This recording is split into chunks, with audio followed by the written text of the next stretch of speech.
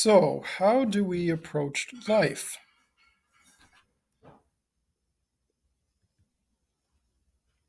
As humans, we seek understanding. We're looking around us constantly. We're receiving visual, oral, and tactile information that and then we try to interpret that information.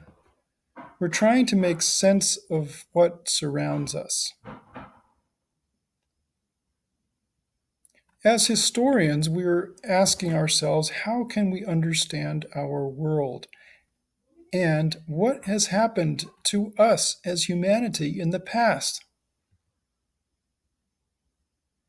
I'd like you to take out a piece of paper, and I'm going to pause this video from time to time, and I'm going to ask you to write down what you see. I may ask you to write in the chat or to write in some other format.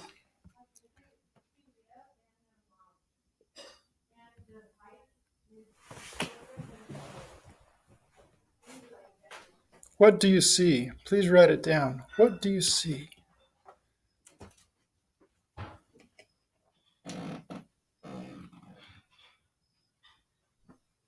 What do you see?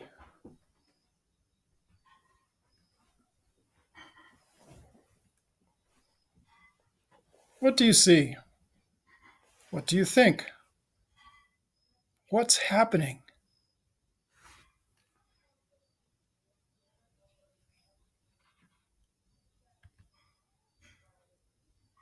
One of the things that we do to try to make sense of the world around us is to create categories of information. A category is a group.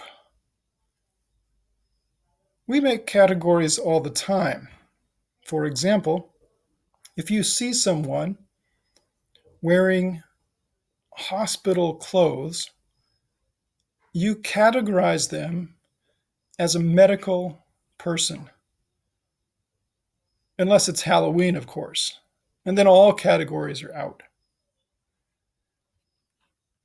If, for example, you see someone in a military uniform, you categorize them. If you see someone wearing a suit and tie, depending on the quality or color or style, you may categorize them.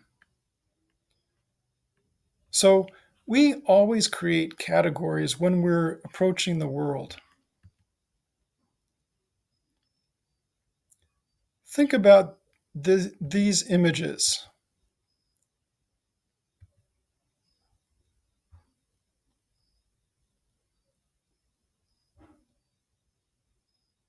What do you see? These are all images of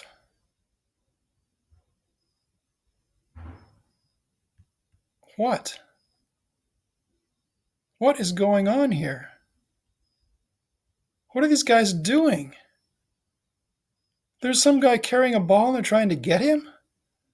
Really? And what's he holding up?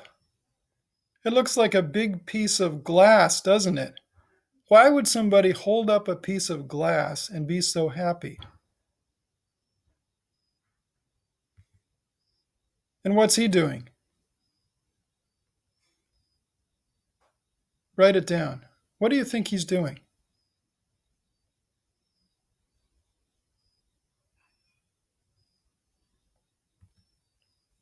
What about her? What's she doing? Who is she?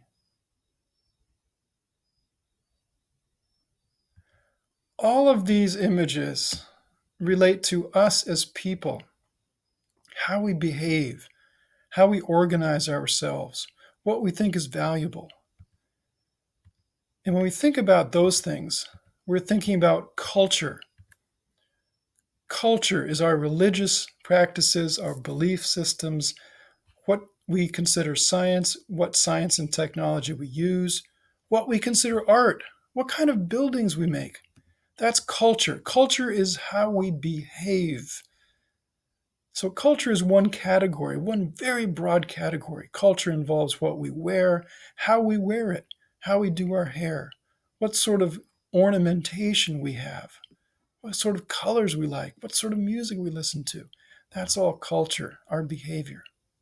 That's one category. What's another category?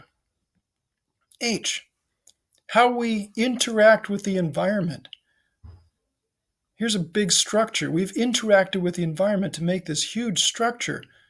If you looked at this from space, what would you think? You might think it's an alien landing pad, and hey, that's a great place to land our ship. So, how we interact with the environment, how we change our environment around us, how we deal with disease. We're in the midst of a pandemic, and that relates to how we relate to the environment. It all started with people consuming wild animals, migration, where we live, where we decide to live. E, a third category, economics, how we produce and exchange goods and services. Now, we don't even think about it. We pay money to get things, but not everybody does that. Some people just exchange things.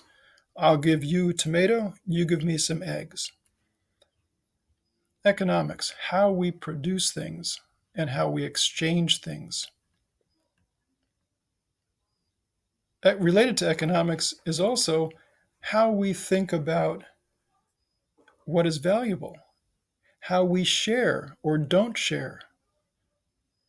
In our culture, in Windsor, I can't just walk over and take your backpack. Even if I need it, I can't do that. You'd say that was stealing. But in one culture in Canada, a Native American culture in Canada, if you have a guest that comes over to your house and you don't have enough blankets, it's perfectly acceptable to walk into your neighbor's house without knocking, go to their cupboard, take some blankets, and provide for your guest. Perfectly acceptable. That's a different way of thinking about how we exchange goods and services. So, economics. The fourth one, state development and interaction, how we think about making decisions. We think that voting is a good way to make decisions, but you know what? It's not, because 51% rules, even though 49% thought something else. That's not really a very good decision-making pattern, is it? If it leaves almost half the people unhappy. But we think it's a great way to make decisions. So, and maybe it is. Maybe it's the best we can do. That's what Benjamin Franklin said. So, how we make decisions and interact. And finally, social interaction. How we organize socially, what we consider families, what roles men and women play, how we define our classes and race. What is race? That's all related to how a society looks at social interactions. So, we have 5 categories, and conveniently they make the word chess: culture, human environment interaction, economics, state, and society. I'm going to be asking you to define your life using each of these categories. I'm going to ask you to make a chart. You can organize it in any way you like, but I'm going to give you a suggested format. Suggested format looks something like this. Now, this example has different categories than the ones we use, but this is the main idea. Down the left side, you will define each of the terms, CHESS. You can use this PowerPoint. I'll post it on Google Classroom. Use keywords from the PowerPoint.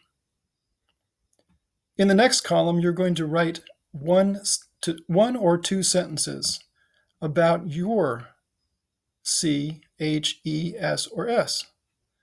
And then in the right-hand column, you're going to add a little image. Now, you can cut and paste from the internet, or you can draw one and take a picture and post it on Google Classroom. Either way is okay with me. I've put up this assignment on Classroom on a separate sheet so you'll be able to see it.